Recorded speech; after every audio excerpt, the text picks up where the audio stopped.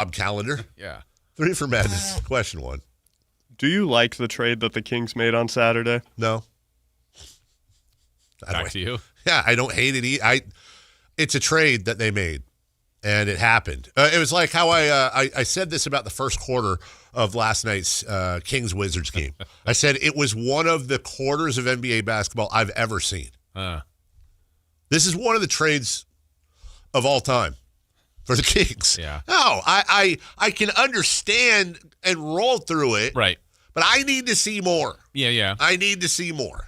Okay. Well, I'll do it. I'll try to do my best on its own, assuming that nothing else happens in the short term, like by Thursday.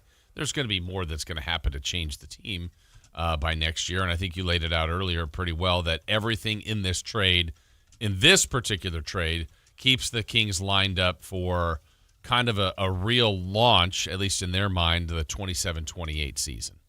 Yeah. So let's go with what they added. There's some elements that I do like. I do like DeAndre Hunter personally, like as a concept, as a player, as something the Kings would try to acquire. A 6'7" wing. They've been short on wings. He's a versatile defender, switchable. Shooting numbers are down, but career-wise, this is an off year. Yes. He's been better than he has this year. So now it's like, why was he not as good in Cleveland, surrounded around better players than maybe when he was in Atlanta? I don't know the answer to that. I didn't watch all of DeAndre Hunter's games. How will he look here? I don't know. I want to see that. We'll find out for the first time on Wednesday and start to make our assessments of him. Some of the elements maybe I didn't like. It's, I'm torn on a like, don't like, where you sign a player and then already move on from the player. There's maybe an admittance of a mistake. Part of me likes that they admitted the mistake and didn't hang on to it, but also like, well, why did we get there first place? So where was the judgment in the Schroder decision? And then Keon, part of what I probably believe a lot of people think, Dave, is when you hear like Sam last week telling us 14, 15, 16 teams are interested in Keon. Yeah. Okay. And then when it starts to get floated out there, the Kings want a late first-round pick for him. Well, they didn't get anything back in return. And all the boxes that I personally wanted them to check was getting younger. They did in a way here. Yeah. Cap and salary relief, I would say no, but not damaging.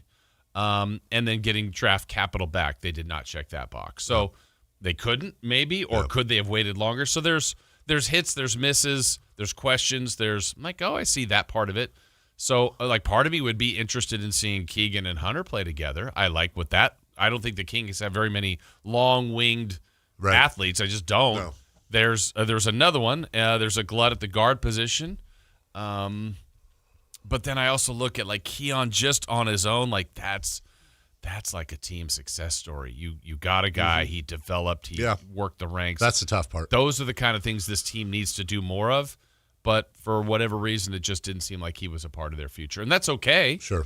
But, I don't know. My belief is that there really wasn't that much more out there for him. I think there's almost every statement you can make about this, there's a rewind to the statement. So, for example, Keon wasn't coming back.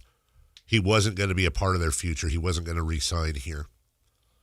So they got what they could get while they could get it. Now the rewind on that is, well, why wasn't he? Why didn't you let his option, why did you pick up his option? Why did you just keep the rights and re-sign him? I'll say it again. Keon's going to do well for a good team. He's going to have moments. We're going to see that. I don't know that I'm intrigued by that part of it. You think maybe no? I don't know the answer to that. I mean, the concept of Keon makes sense on the yes. I think there's, like you talked about earlier, like some people target him. He's a good off-ball defender. He's a good risk taker. Yeah. I mean, he creates havoc. I just looked at the Cavs, though, and does Keon slide right back into the role he was here where I go, okay, when healthy, because Garland hasn't been. Yeah. Garland and Mitchell start for sure. Yeah. They still have Lonzo Ball at the moment. They do have Schroder. Yeah. Strus can play, too. Sam Merrill's a shooter. It's like, is he the 5th or 6th guard on this team? Right. Now, maybe he's a specialist in the playoffs. Like, no, we need you to slow down Jalen Brunson. Okay, well, I'd love to have Keon to help with that. But is he also like, hey, some nights he's not playing for that? I mean, I don't know how. No, you're 100% right. And if they don't extend him, he's also a free agent. Like, is he a Cav next year? Did they give up whatever? Now, this also, let's remember for the Cavs, their big motivation here was also not only they get the player, but probably more importantly, they saved a ton of money. Exactly. They saved a ton of money. Yeah. They're on the repeater. They're the highest payroll in the league. Yeah, and some are asking, like, is this part of a bigger move for them? Like, Right. are they going to somehow get in the Giannis sweep? I mean, I don't know. Dylan Cardwell becomes a permanent player. He's off the two-way. Yeah, after the deadline. After the deadline, they still have an open spot. A lot of people are pointing to Toronto and their interest in Sabonis, and there is interest there, and there are conversations there. But the Kings. So it would look different if that gets involved. Yes, but from what we understand, they're not taking Pirtle's contract, and that's the big thing. Toronto's ready to do it. Yeah, R.J. Barrett and all that.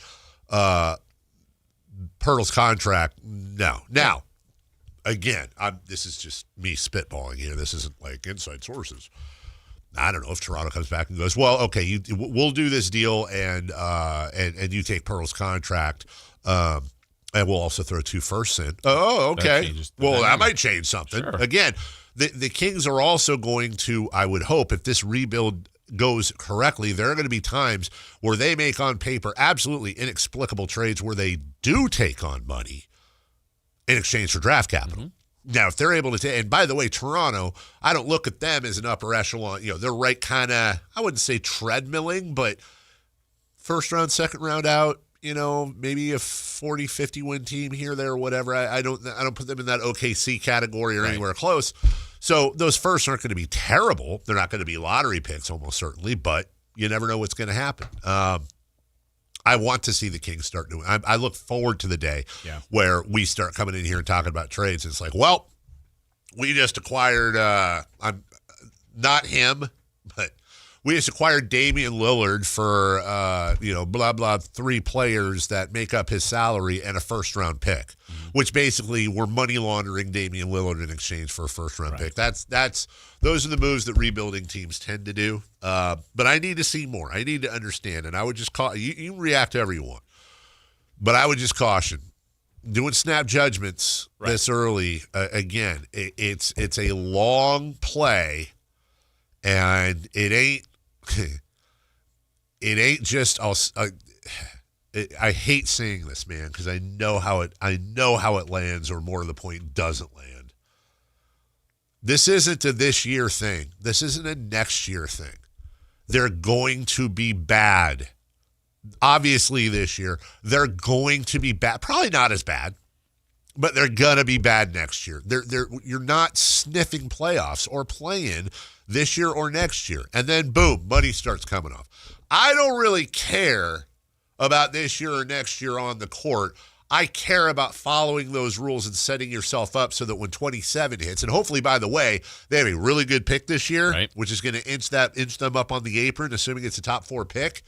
That's what I need to see. That's what I'm looking for, and by the way, they also don't know that in a perfect scenario, Jason, they're either almost certainly, again, in a good scenario, and by good I mean this is by all accounts, and you never know with drafts, this is the top tier of this draft is a 3-player tier. This is very much like the recent memory. I would compare it to the Paolo Banchero, Jabari Smith Jr., Chet Holmgren draft, where it was those 3 and they kind of maneuvered around, and it was Jabari Smith Jr. at number 1 for the whole season, and then the day before actually draft day, boom, Banchero goes up to number 1.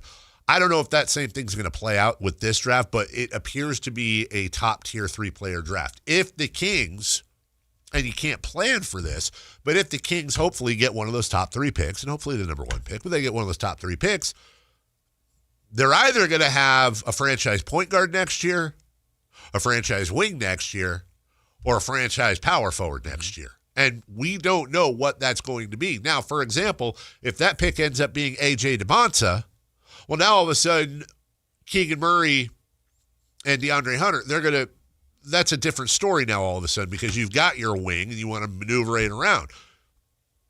I think their bigger needs are number 1. I think the dream is getting Darren Peterson and plugging him in a point guard, but they don't know that either. And that's going to be their most important player. Yeah. The most important player on this roster is in college right now. Mm-hmm. And I think it's really important to remember that. Yeah, and I think by the other part about this trade, like it or not, is just the reality of they went from a team that had a glut of guards. Yeah. But I think personally only really 2 point guards, truly point guards. Well, Isaiah Stevens honestly is a point guard. Now he's a G Leaguer and that's been up and down or whatever. But Schroeder's now gone. Yeah.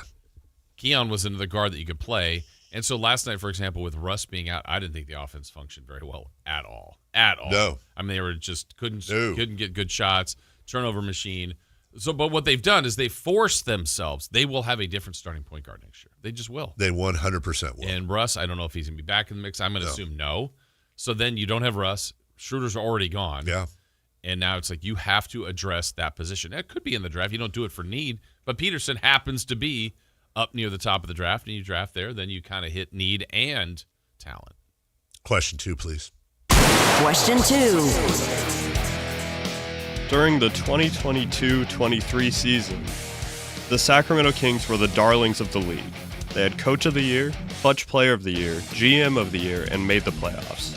How do you feel about where they are now, and that the only players remaining are Sabonis, Murray, and Monk? Well, that was quick. Keon was one of the 4, so now it's down to 3. And will almost certainly be down to 1 sometime over the next year, if not sooner. It's not that long. No. Blech. Someday it will be studied in major universities, the fall of the Sacramento Kings. I think the lesson out of there, and what I hope the lesson was within the franchise, is twofold. Number one, I don't want that anymore. It was nice and we needed it because 16-year drought, and it was wonderful and it gave us great memories. But I don't want any more quick ascensions, quick drop-offs. I want sustained, competitive, building towards a title type teams. Which is what Scott Perry said Just he wants. what he's trying to do. But that is easier said than done. That's Absolutely. what I want to. Secondly, I think when the final epitaph is written on that Beam team and the fall of the Beam team, I think it's about, and we've talked about this ad nauseum, it's as much about what they didn't do than what they did. Bringing in Brown, bringing in McNair, finally getting some serious draft luck. I shouldn't say finally. I mean, De'Aaron Fox, that could have been Josh Jackson. That was a little bit of luck, and they moved up for that. They moved up for Bagley, made the wrong pick, but got the luck. Moved up for Keegan. And I'm fine with them taking Keegan over Jaden Ivey. Fine with that. But Tyrese Halliburton's one of the best fall-in-your-lap moves we've ever had here, especially when you look back and see what a team like Golden State did. With Wiseman and Moody and Kuminga, and they had multiple shots at Halliburton and missed. Flipping Halliburton for Sabonis, look, you look back at that trade now, it's like, oh my God. But I would always caution people when grading that trade. The difference to me has always been that Indiana got Pascal Siakam, they signed him and they maxed him, and the Sacramento Kings did not. And that's what I mean by what they did not do. I still contend that had the Sacramento Kings acquired and maxed out Pascal Siakam, I think De'Aaron Fox is different. I think Keegan's different. I think there's a lot of things that Siakam, if he just did the same thing he did for us that he did for the Pacers. I think there's now, do I think the Kings are a quarter away from the NBA Finals? I do not. Do I think they're the worst team in the league right now? I do not. I think Fox is still here. I think Sabonis is still here. I think Siakam is still here. And I think they're flirting with 50 wins every year. Now, you could argue, okay, well, if that team was never going to win a championship, then maybe you got out early. I'll reject that argument because I'll take that road because they would seemingly be a piece or a decent stretch of draft luck or whatever away. But now it's like, look, you are clearing out, man. You saw last night in one of the great moral victories for the Sacramento Kings all year. The Wizards in the fourth quarter. They wanted it, didn't they wanted that loss so bad that they sat all their starters for the entire quarter. And the Kings refused. They refused in the starters clutch. that they chose to play yesterday, by the way, was Sarr all of a sudden out. Oh, shocking. I mean, Trae Young's been out. Yeah. But there was a few other guys that were not playing yesterday. The Wizards had a chance, and they were trying to take that chance to get right back down against a team that they're competing with for that bottom spot. And the Kings said, "No, sir. No, we're going to play our guys. We're going to play our guys, and Our we're veterans. going to lose worse than you." And they did. And shout out, Ethical tanking. ethical tanking, losing with purpose. Yeah. And that's my thing. How do I feel about it? It stinks. Yeah. Now let's do it correctly, please. Yeah, and I think it's also the other part of it is I think I guilty of this, but I think we all need to realize that it is present day NBA, and it's also really more of a Sacramento thing too. That Yeah.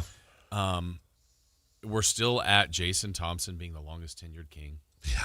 Nobody has been a king longer than 8 years. So like when whoever the Kings get this year, Dave, if they pick first, fourth, seventh, second, someone on draft night will go, that's the kind of guy you plug into your roster. He's a pro. He's a 10-year pro. Yeah. But 10 years? Who's on a team for 10 years? No, it's Nobody rare. ever. It's in the world. really rare. And so right now, Keegan's the longest tenured king with Sabonis. And we have to start thinking about like teams in like 2 and 3 year cycles, because that's just kind of the way it works. Either they live up to their contract and you sign them again, or you're like, well, they're expiring. This is the time to move this player because they're trying to upgrade or revamp somewhere else. So it moves quickly. I think in the revisionist history of this, I think there were missteps along the way. I think one of their larger ones was after this year. They stood pat. I understood the logic at the time. It's like, well, look, we won 48 games. Like, it's not broken. No, but it was probably time to strike and upgrade. Yeah. And they didn't. Yeah. And they got burned for that. Yep. So you kind of have to constantly rethink and retool and look to upgrade. You don't always hit it right, but they did some things right. There were a lot of teams. They had huge breaks that year. They were healthy. Yeah. Other teams were not. Yes. Other teams made huge trades that took some time. And that was a special year, but it was obviously a one and done. Yeah. Sadly. 3 seed. Felt good, though. It did. I mean, the next year they won 2 less games and they were 9th. Yep. So it was just a different kind of year. And it's funny is that you could argue the next year, even though they weren't the 3 seed, even though they didn't make the playoffs and have that 7-game series, well, they did send the Warriors home. They did. That was so, really, it was 2 years of good memories for me. Number 3, please. Question 3. How do you feel about the Keon Ellis Sacramento era? I will remember you. I loved it. I like Keon. I love the story. I think anytime you get a homegrown kid that, I don't mean homegrown like he's from here, but, drafted, working his way through, two-way player type of thing, latches on, makes a name for himself. He's going to get a contract that's going to set him up for life. It's funny, though, I think about this sometimes, with as bad as the Kings have been, I'm talking about throughout history, as bad as they've been, right? The list of Kings that leave Sacramento and go on to do like really great things is not that long. It's not as long as you think. Now, Halliburton, I think, and that was they went into that eyes open. Halliburton was going to be great. They chose, it was Fox. They needed Sabonis. Like, we know that story. But I would obviously count Halliburton as probably number 1. Mm-hmm. Fox with San Antonio right now. I think he's probably doing about the same that he's doing here, or he was doing here. He's just on a much better team. But really, you'd think there'd be this huge list of players that left the Kings and then went on to do these the shackles are off. I'm free of basketball hell. Let's go. There's not a lot. Yeah. And I think Keon's going to have a good, solid career, and I think it's going to depend on the team he's on. Again, I think he's on a team like Cleveland. I think Oklahoma City would be a team for him. That type of team. Hell, San Antonio would be a good team for him, speaking of. A team that has stop gaps to fill his weaknesses. I think he can excel, but I think Keon Ellis' success is highly predicated. I do not think this is a guy that can be a standout necessarily on a bad team. Mm-hmm. I think he's a guy that can be a really good glue guy that can be a part of the machine on a good team. We'll see. Yeah, and I think his overall time here, I think it is. I mean, the bigger picture, it's a great success story. The odd thing is he's back Saturday. They're here Saturday. Yes. So we'll see him again. But it's the kind of thing that the Kings need to do more of. And I always talk about, like, hey, if you draft well. If you make a trade, hopefully you trade well. If you sign free agents, hopefully that works for you. You need to get more of these things right. To get a guy that you found, you groomed, you had through G League to Summer League to the roster to playing to being a piece to this team, and in the end, still getting you something in return. There were people that wanted Keon. That was a win for the Kings. Now we could argue that should they have kept him? That's going to be a debate for a long time. But that's one the Kings got right overall from start to where we are now. And yeah, for him, I'm anxious to see it. He's very likable. I'd love to see him do well in Cleveland. I'm just curious how they're going to use him and what's next if Cleveland does extend him. If not, then he becomes a free agent. Like, here's my example on Keon that I think is curious, because I think when we've talked to Sam, we'll talk again at 8, Dave, is that, and what we're learning about, like DeRozan, Levine, Sabonis, Monk, all good players that you think would be wanted by other teams. I think they're all different if they're expiring. So I wonder if Keon, between how much he costs, and that is expiring. If Keon had like 3 more years, is he as coveted as he was by? Yeah, I think he was in the perfect time. There's not a lot of people that make his money that were available, and it's like, that's why Keon was one of the hottest properties at this time. But I think if he gets that extension, and now Keon is a reserve player at 12 a year, is he as coveted around the league? I don't think so. It'll be interesting to see the market or whatever there is for him this summer. Like we say about Levine. If Levine's making 20, different player, but he's not making 20. Nope.